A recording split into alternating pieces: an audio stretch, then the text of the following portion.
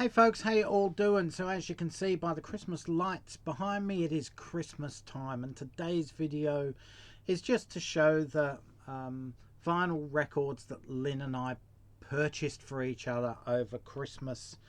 There's probably four artists, I think. Five artists, about 20 vinyl records. So we'll get on with them. I managed to find half a dozen hard to get albums by Prince for Lynn to help complete her collection. First up is this one. Good cover there. This is Planet Earth. This was originally released in 2007. I'll only show you the vinyl once there's a coloured vinyl or a special vinyl. There you go, purple vinyl there, which is what a lot of Prince's albums are nowadays. So yeah, Planet Earth, that's from, as I said, 2007.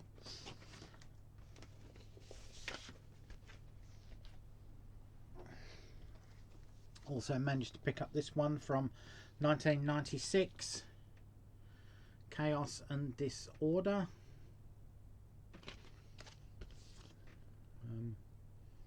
I don't know whether Lynn's ever heard these albums or not. Probably not, because they're so hard to get. They didn't sell back in the day.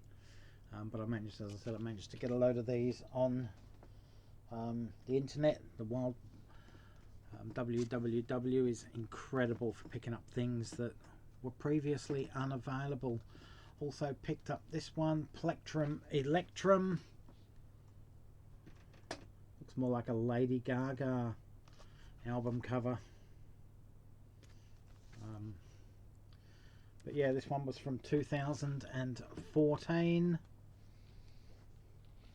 Next up we go to 1999 with Rave Unto the Joy Fantastic. This is like foil. His symbol, his blue clothes, and his blue clothes on here are very simple. They're very shiny. This one features Sheryl Crow and Gwen Stefani on the album.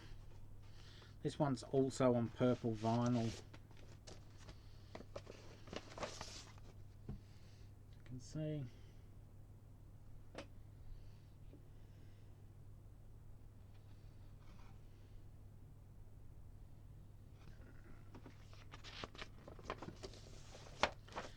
Really looking forward to listening to these over the next few days, few weeks, whatever it happens to be. Also managed to pick up what's this one? The Truth.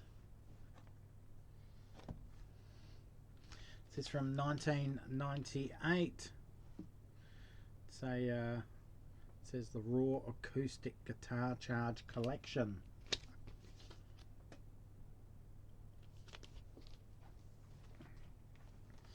Managed to pick up this one as well. Lynn doesn't own this on vinyl. Prince The Hits 2. We have The Hits 1, which is a double album. That's a double album as well. Look at that. I mean, every song, you should know just about every song off there. Like, you know, it's just incredible the amount of hits this guy had. It was absolutely brilliant. Finally, we have this one. From 1999. It's not 1999, obviously, but this is called The Vault, Old Friends for Sale. This was recorded the same time as the Chaos and Disorder album, which I did show. Just that these tracks were left over, didn't fit on the album. So he released this album to get out of his, or to finalise his contractual obligations with the record company he was with. Also managed to pick up this one for Lynn. It was only released about 2 weeks before Christmas. This came in the mail on Christmas Eve, thankfully. It's the 40th anniversary limited Zoetrope edition of Last Christmas by Wham on 12-inch. So that's one side of it there. Andrew Ridgeley. They all look like pictures from the music video of Last Christmas. And there's George Michael's side there. We will be getting this out over the next... I'm playing this over the weekend probably. There's also a card on there. Thank you for purchasing it. Blah blah blah. And how to view the Zoetrope animations correctly. We've already done that before. Lynne found for me my 4 favourite Taylor Swift albums. I own all her albums on compact disc, but she's actually got my 4 favourite for me. We have Red, which is my 4th favourite album of hers. This was released in 2012. The thing about Taylor Swift, all her albums are double vinyl. There's always something anywhere between 16 and 20 tracks on an album. So even in the old days, these would have been double albums. Now, it's not often that artists release double albums, but for an artist to consistently release double albums, that's pretty impressive in my opinion. Whether you like her or not, it's just impressive. So I've got Evermore here from 2020. This one is on green vinyl, so I'll pull out one of the vinyls. By the way, Lynne is not a Taylor Swift fan.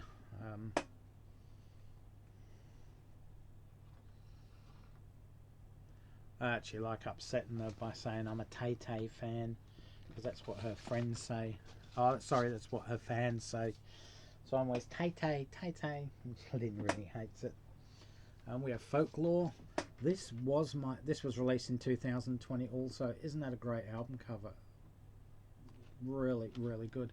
Again, another double album. There's 16, 18 tracks on there again. This one is on brown vinyl, I believe. This one, yeah, it's like a light brown.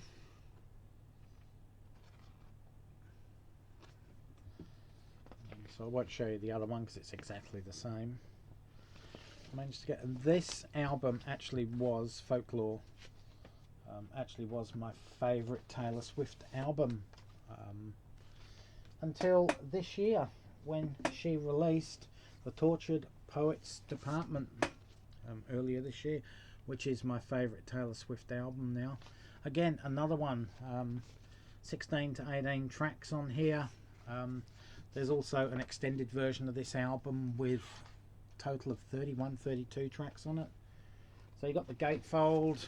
This one has, this is quite heavy cardboard actually in here. It's like a booklet. It contains all the lyrics to the songs. And this actually forms part of the gatefold. So there you go. Managed to get that one. Managed to get this one as well, An Evening with Silk Sonic. This album, Silk Sonic are a band. It's a Bruno Mars collaboration with Anderson .Paak. Very 70s R&B soul funk sounding, so not dissimilar to what Bruno Mars does, but yeah, we finally got this album between us, which is really good. Next up, Sturgill Simpson. He's a country bluegrass, alt country, outlaw country rocker from Kentucky. He's released 5 studio albums. He released one this year under the name Johnny Blue Skies. 5 studio albums plus 2 albums of remakes of songs, of his own songs that he did during COVID, and we have them as well. This is his debut, 2013, High Mountain Top. Very, very good album. So managed to pick up his 2nd studio album from 2014. I love this album cover. Meta Modern Sounds in Country Music. There you go.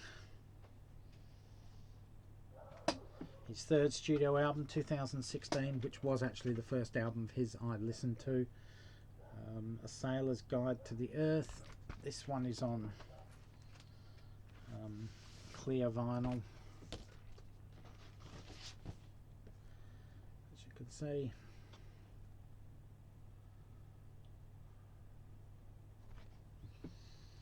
So yeah, he's very much like, he doesn't sound like Neil Young, but he's very much like Neil Young, where basically he's a folk, well, Neil Young was a folk rocker, country type guy. So Sturgill Simpson, but you never know what you're going to get on a Sturgill Simpson album music wise. And his fourth album is no different. This was released in 2019, Sound and Fury. It is the music soundtrack to an anime short movie on Netflix titled Sound and Fury. This album is hard rock to heavy metal, which you just wouldn't think so coming from Sturgill Simpson. So that's another one. Also have this double album from 2020, Cutting the Grass Volume 1, which are basically bluegrass covers of songs on his first 4 albums. It's a double vinyl album. He followed that one up later in 2020 with Cutting Grass, The Cowboys Arm Sessions Volume 2. So this one's a single album. It's got 12 remakes in bluegrass style of album songs from his previous albums as well. So picked up this one, his latest album under his name, Sturgill Simpson. This was released in 2021, The Ballad of Dude and Juanita. Willie Nelson appears on one track on this album. If you like Willie Nelson and love his Red-Headed Stranger album, you're going to love this album. It's very similar in sound. It's actually a concept album, this one. So yeah, very short album, it's only about 30 minutes long. As you can see, side B, the song Juanita, features Willie Nelson. Great album. To cap it all off, Lynne managed to find this. This was a second-hand album by Stefan Remler. It's called Lotto. You may or may not know this guy. You certainly know him when I tell you about him. He formed part, or he was the lead singer of the German synth pop group Trio back in the early 80s. In 1981 they had a huge worldwide hit, Da Da Da, Don't Love You, Don't Love Me. They split up in mid 1980s, and this was Stefan's debut solo album. I actually listened to this. Most of it is sung in German. There's a few lines here and there that are sung in English. Very catchy. Sounds a lot like Boney M style. There's some reggae pop in there, reggae dance stuff, normal dance stuff, synth pop. A lot of these songs could have been sung by Boney M, so if you like Boney M style, you're really going to like this style as well, by Stefan Remler. Anyway guys, that is the, and gals, if there's any gals watching, that's the music that Lynne and I managed to get for Christmas. Oh, actually, there's one more. Didn't. Oh, this one. My parents gave us this one. I know it was released a couple of years ago. Bob Dylan Fragments. It's the Time Out of Mind sessions on vinyl.